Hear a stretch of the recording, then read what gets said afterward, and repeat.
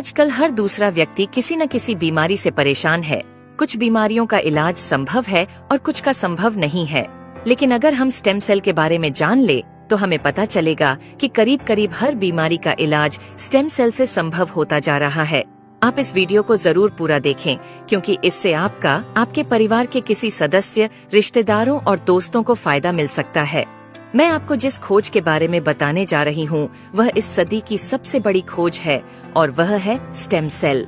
जब एक बच्चा अपनी माँ के गर्भ से जन्म लेता है तो उसकी एक नाविका अपनी माँ के साथ जुड़ी रहती है और इस नाविका के अंदर जो ब्लड होता है उसे स्टेम सेल कहते हैं।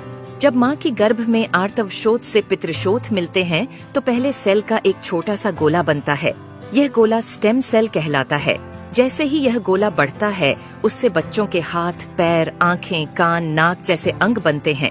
इसी प्रकार दिल, किडनी, लीवर, आंत और बाकी सभी अंगों का निर्माण स्टेम सेलों से होता रहता है। स्टेम सेल मूल रूप से सभी अंगों के निर्माण में मदद करती है, क्योंकि स्टेम सेल विभिन्न प्रकार की विशेष सेल्स का निर्माण करती हैं, जैसे न्यूरॉन्स ब्रेन के लिए, कार्डियक सेल्स हृदय के लिए और अन्य 220 प्रकार के अलग अलग आर्गन का निर्माण करता है। अगर हम इस नाविका और इसके अंदर के ब्लड मतलब स्टेम सेल्स को संभाल कर रखें तो आने वाले 25-30 साल तक बच्चों को गंभीर बीमारियों से बचाया जा सकता है।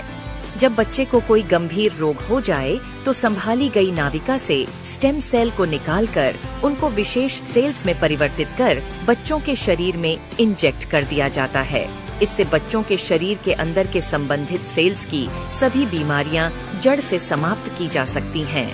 लेकिन इस नाविका को ब्लड बैंक की तरह स्टेम सेल बैंक में संभालने और पुनरारोपण का खर्च लगभग 10 लाख से लेकर 50 लाख तक का होता है, जिसे हर कोई अफोर्ड नहीं कर सकता।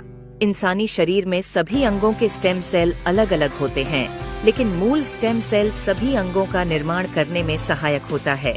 उदाहरण के तौर पर मान लीजिए कि हृदय के कुछ सेल्स नष्ट हो गए हैं, कुछ कमजोर हो गए हैं और कुछ अच्छे हैं, लेकिन अपने सही स्थान पर स्थानांतरित नहीं हो पा रहे हैं।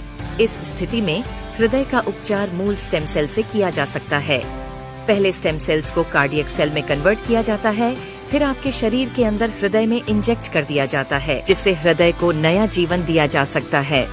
दोस्तों, अब आपको यह समझ आ गया होगा कि स्टेम सेल कितना महत्वपूर्ण है। इसी बात को समझाते हुए भारत के प्रधानमंत्री श्री नरेंद्र मोदी जी ने स्टेम सेल की रिसर्च में काफी दिलचस्पी ली थी। आप गूगल पर सर्च करके देख सकते हैं। और साथियों, जो स्टेम सेल माँ की नाविका के अंदर होते हैं, ठीक वैसे ही कुछ स्टेम सेल फलों में भी पाए गए हैं।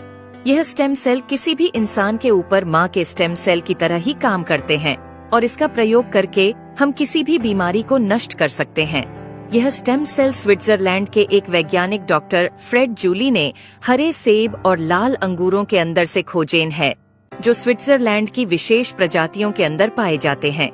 इन फलों का वनस्पति नाम मतलब सेब को मालिस डोमेस्टिका और अंगूर को सोलर विट्स बोलते हैं।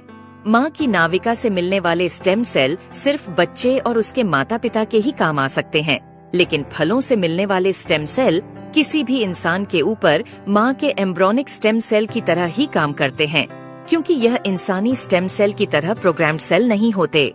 और यह फलों के स्टेम सेल इंसानी शरीर में नए सेल बनने की प्रतिक्रिया को तेज कर देते हैं, जिसकी वजह से इसका प्रयोग करके हम किसी भी बीमारी को इंसानी शरीर से नष्ट कर सकते हैं। और फलों से पाए जाने वाले यह स्टेम सेल पूरी मानव जाति के काम आ रहे हैं।